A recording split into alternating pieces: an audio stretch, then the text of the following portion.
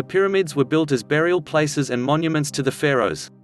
As part of their religion, the Egyptians believed that the pharaoh needed certain things to succeed in the afterlife.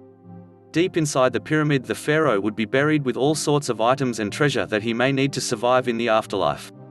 Types of pyramids. Some of the earlier pyramids, called step pyramids, have large ledges every so often that look like giant steps. Archaeologists think that the steps were built as stairways for the pharaoh to use to climb to the sun god. Pyramids have more sloping and flat sides. These pyramids represent a mound that emerged at the beginning of time. The sun god stood on the mound and created the other gods and goddesses. How big were the pyramids? There are around 138 Egyptian pyramids. Some of them are huge. The largest is the Pyramid of Khufu, also called the Great Pyramid of Giza. When it was first built, it was over 480 feet tall.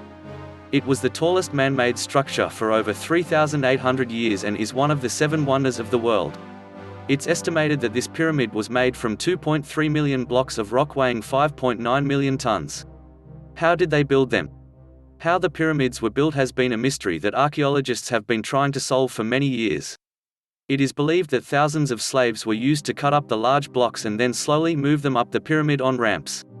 The pyramid would get slowly built, one block at a time. Scientists estimate it took at least 20,000 workers over 23 years to build the Great Pyramid of Giza. Because it took so long to build them, pharaohs generally started the construction of their pyramids as soon as they became ruler. What's inside the pyramids? Deep inside the pyramids lays the pharaoh's burial chamber, which would be filled with treasure and items for the pharaoh to use in the afterlife. The walls were often covered with carvings and paintings.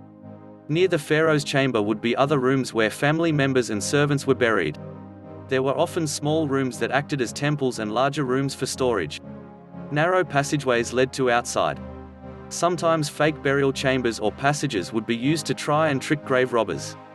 Because there was such valuable treasure buried within the pyramid, grave robbers would try to break in and steal the treasure.